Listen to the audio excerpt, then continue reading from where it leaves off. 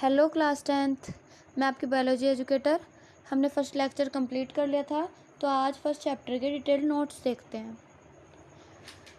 First chapter का नाम था जैव प्रक्रम। जैव प्रक्रम क्या होता है? वे सभी प्रक्रियाएं जो संयुक्त रूप से जीव के अनुरक्षण का कार्य करते हैं, जैव प्रक्रिया कहलाती है। जो भी जीवों में प्रक्रियाएं होती हैं उनको जैव प्रक्रम कहते हैं।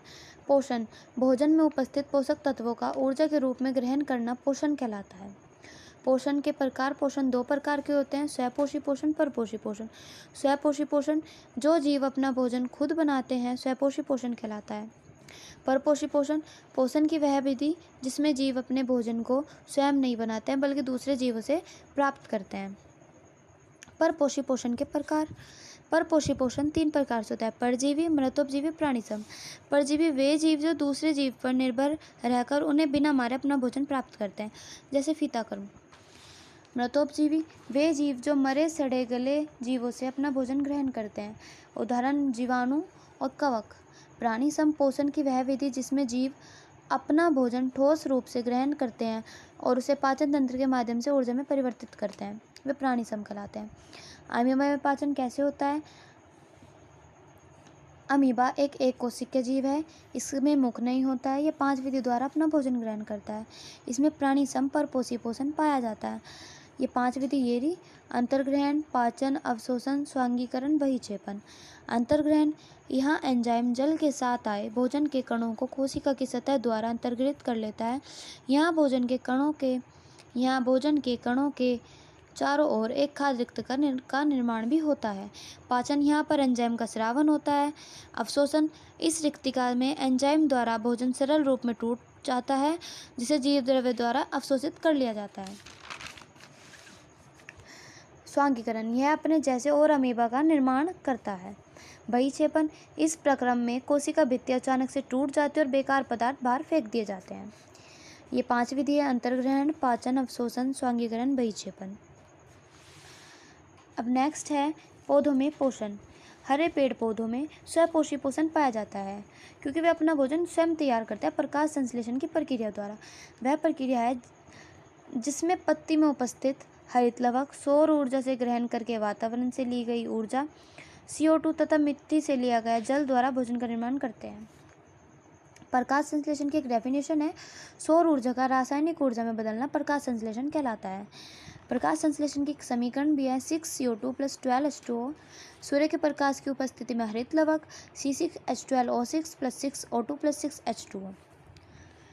अब हम देखते हैं प्रकाश संश्लेषण का स्थान, अवयव और क्रियाविधि। प्रकाश संश्लेषण का स्थान होता है क्लोरोफिल, जिसको हरित लवक कहते हैं। हरित लवक को पत्तियों का रसोई घर भी कहा जाता है। अवयव 4 होते हैं: सूर्य का प्रकाश, CO2, H2O और हरित लवक। नेक्स्ट है क्रियाविधि। वह प्रक्रिया जिसमें हरित लवक सूर्य के प्रकाश को ग्रहण करके वायुमंडल से CO2 लेकर और मिट्टी से जल लेकर भोजन का निर्माण करता है। तो आप देख सकते हैं, सूर्य का प्रकाश, वातावरण से CO2, मिट्टी से लिया गया जल, इन अवयव द्वारा प्रकाश संश्लेषण की प्रक्रिया समाप्त होती है। मनुष्य में पाचन होता है। जटिल भोज्य पदार्थों को सरल भोज्य पदार्थों के रूप में ग्रहण करना पाचन कहलाता है। मानव शरीर में एक संपूर्ण तंत्र पाया जाता है जिसको पाचन तंत्र कहते हैं। पाचन तंत्र मनुष्य की आहार नाल के 6 भाग होते हैं। पाचन तंत्र के 6 भाग होते हैं: मुख, ग्रासनली, आमाशय, छोटी आंत और बड़ी आंत और गुदाद्वार। मुख में 4 प्रकार के दांत पाए जाते हैं: कृतंक, रदनक, च्वर्णक, अग्रच्वर्णक। कृतंक का कार्य होता है काटना, रदनक का कार्य होता है चीरना, च्वर्णक का चबाना और अग्रच्वर्णक का भी चबाना। मुख में लार ग्रंथि भी पाई जाती है जो 3 जोड़ी के रूप में मिलती है। लार ग्रंथि से एक एंजाइम का स्रावन होता है जिसे टायलिन बोलते हैं। कई बार MCQs में एक क्वेश्चन आ जाता है, लार ग्रंथि से किस एंजाइम का स्रावन होता है? तो लार ग्रंथि से टायलिन एंजाइम का स्रावन होता है। ग्रास नली, यह पतली लगभग 23 से 27 सेंटीमीटर लंबी होती है। यह भोजन को आमाशय तक पहुंचाने का कार्य करती है। आमाशय, यह जे आकार का होता है, 25 सेंटीमीटर लंबा। इसमें जठर ग्रंथि पाई जाती है। भोजन के पाचन के लिए जठर रस निकालती है। जठर रस 3 प्रकार से होते हैं: पेप्सिन, HCl, श्लेष्मा। पेप्सिन का कार्य होता है प्रोटीन का पाचन करना, HCl हमारे पेट में ही पाया जाता है, और श्लेष्मा का कार्य होता है HCl से सुरक्षा करना। नेक्स्ट है छोटी आंत। यह भोजन के पाचन अवशोषण का मुख्य केंद्र है। इसके अधिकतर भाग में रसांकुर पाए जाते हैं। यह पाचन तंत्र का महत्वपूर्ण भाग है। छोटी आंत के ज़्यादातर भाग में रसांकुर पाए जाते हैं। नेक्स्ट है बड़ियात, यह आहार नाल का अंतिम भाग है, यहाँ जल का अवशोषण होता है।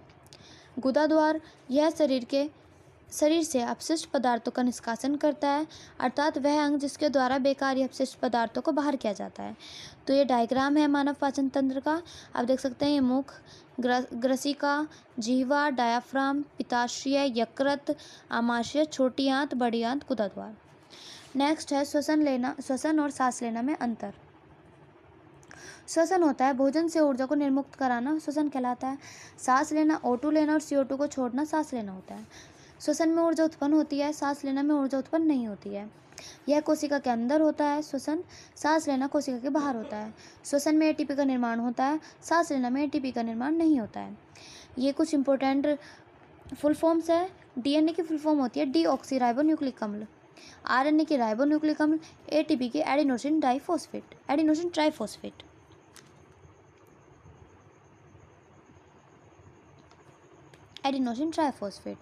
यकृत ग्रंथि, नेक्स्ट आती है यकृत ग्रंथि। यह मानव शरीर की सबसे बड़ी ग्रंथि है। ये भी MCQs में आ जाता है। मानव शरीर की सबसे बड़ी ग्रंथि क्या है? तो यकृत ग्रंथि है। यकृत ग्रंथि से पित्तरस का स्रावन होता है। पित्तरस का कार्य क्या होता है? बड़ी और जो कठिन गोलिकाएं होती हैं उनको छोटी गोलिकाओं में तोड़ना। नेक्स्ट है मानव उत्सर्जन तंत्र। जीवों के शरीर में उपापचय क्रिया के फलस्वरूप जो उत्पन्न अपशिष्ट पदार्थों का निष्कासन होता है वही उत्सर्जन कहलाता है। मानव उत्सर्जन तंत्र के मुख्य 4 भाग हैं: वृक्क, मूत्रवाहिनी, मूत्राशय और मूत्रमार्ग। मानव उत्सर्जन तंत्र की जो संरचना है ये रही, इसको किडनी बोलते हैं, इसको यूरिथ्रा बोलते हैं, urinary bladder and urinary tract. अग्नाशय ग्रंथि, यह एक मिश्रित ग्रंथि है। यह 2 प्रकार की होती है, अंतःस्रावी ग्रंथि और बाह्यस्रावी ग्रंथि। अंतःस्रावी ग्रंथि, इस ग्रंथि से हार्मोन का स्रावन होता है और बाह्यस्रावी ग्रंथि से एंजाइम का स्रावन होता है। MCQs में आ जाता है मिश्रित ग्रंथि कौन सी होती है? तो अग्नाशय ग्रंथि एक मिश्रित ग्रंथि है। बाह्यस्रावी ग्रंथि जो है 3 प्रकार से पाई जाती है: ट्रिप्सिन, अमाइलेज और लाइपेज। ट्रिप्सिन का कार्य होता है प्रोटीन का पाचन करना, अमाइलेज का कार्य होता है कार्बोहाइड्रेट का पाचन करना, लाइपेज का कार्य होता है वसा का पाचन करना। अग्नाशय ग्रंथि 2 प्रकार की होती हैं, अंतःस्रावी, बाह्यस्रावी। ये हमने आपको अभी पढ़ा ही दिया है। ये एक फ्लो चार्ट है अग्नाशय ग्रंथि का। नेक्स्ट टॉपिक है धमनी और शिरा में अंतर। जब भी कोई क्वेश्चन अंतर से रिलेटेड आए तो आपको बीच में लाइन ड्रॉ करनी है, 1 पार्ट इधर लिखना है, 1 पार्ट इधर लिखना है। धमनी क्या होती है? धमनियों में शुद्ध रक्त का प्रवाह होता है, सिराओं में अशुद्ध रक्त का प्रवाह होता है। धमनियों की जो भित्ति होती है वो मोटी होती है और लचीली होती है, सिराओं की भित्ति कम मोटी होती है और कम ही लचीली होती है। धमनियों में रक्त हृदय से अंगों की ओर जाता है, सिराओं में रक्त अंगों से हृदय की ओर आता है। धमनियों में ऑक्सीकृत रक्त के कारण लाल दिखाई देती है धमनियाँ, और शिराएं CO2 की उपस्थिति के कारण, मतलब अनऑक्सीकृत रक्त की उपस्थिति के कारण ये नीली दिखाई देती है। श्वसन पथ एक मोस्ट इम्पोर्टेंट टॉपिक है। श्वसन पथ आपको अगर डिटेल में पढ़ना है तो आप लेक्चर जो प्रीवियस लेक्चर है उसमें पढ़ सकते हैं। मैं आपको ये थोड़ा बहुत समझा देती हूँ।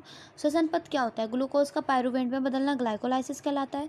ग्लाइकोलाइसिस की प्रक्रिया कहाँ होती है? कोशिका द्रव्य में होती है। श्वसन 2 प्रकार से होता है, अवायवीय श्वसन, वायवीय श्वसन। अवायवीय श्वसन मतलब वायु की उपस्थिति नहीं होगी, यहाँ O2 की अनुपस्थिति। वायवीय श्वसन मतलब O2 की उपस्थिति। इसमें 2 ATP का निर्माण होता है, इसमें 38 ATP का निर्माण होता है। अवायवीय श्वसन 2 में होता है, ईस्ट में और मांसपेशियों में। ईस्ट में इनका निर्माण होता है, मांसपेशियों में लैक्टिक अम्ल और ATP का निर्माण होता है। वायवीय श्वसन माइटोकॉन्ड्रिया में होता है, माइटोकॉन्ड्रिया में CO2 और H2 का निर्माण होता है, ATP ऊर्जा निकलती है। नेक्स्ट टॉपिक है श्वसन अंग। वह अंग जो जीवों को सांस लेने और वातावरण से ऑक्सीजन ग्रहण करके तथा कार्बन डाइऑक्साइड को बाहर निकलने की मदद करती है। श्वसन अंग का प्राथमिक अंग होता है नाक, द्वितीयक अंग होता है नासक रश्मि। ये आपको श्वसन तंत्र का डायग्राम है, आप देख सकते हैं। श्वास नली, कूपिका, वलय, श्वसनी, श्वसनिका, फेफड़े। वलय दोनों सतह को चिपकने, ये जो दोनों सतह इनको चिपकने से रोकते हैं वलय। नेक्स्ट है पौधों में परिवहन। पौधों में परिवहन के लिए संवहन ऊतक पाए जाते हैं जो पदार्थों का स्थान बदलते रहते हैं। जाइलम एक प्रकार का संवहनी ऊतक है जो पौधों को जल तथा खनिज प्राप्त करता है तथा फ्लोएम भोजन का पादप के पूरे शरीर में परिवहन करता है। फिर से एक अंतर है जाइलम और फ्लोएम में अंतर। जाइलम जाइलम और जैसे जल, तो ये जल तथा खनिज का संवहन करता है। फ्लोएम भोज्य पदार्थ का, एफ से फूड होता है और एफ से फ्लोएम होता है। फूड मतलब भोजन, तो ये भोज्य पदार्थों का परिवहन करता है। जाइलम एक दिशीय होता है, फ्लोएम द्विदिशीय होता है। जाइलम किससे मिलकर बना होता है? वाहिकाएं, जाइलम मृदोतक और जाइलम तंतु। फ्लोएम चालनी नलिकाएं, साथी कोशिका और फ्लोएम मृदोतक से मिलकर बना होता है।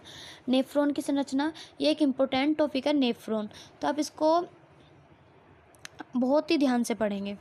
नेफ्रॉन को हम व्रकाणु भी बोलते हैं। नेफ्रॉन को वृक्क की सबसे छोटी कार्यात्मक इकाई कहा जाता है। नेफ्रॉन रक्त को फिल्टर करके यूरिन बनाने में मदद करती है। ये नेफ्रॉन का व्रकाणु का डायग्राम है, आप देख सकते हैं। ये केशिका गुच्छ है, इसको बोमेन्स इनपुट कहा जाता है।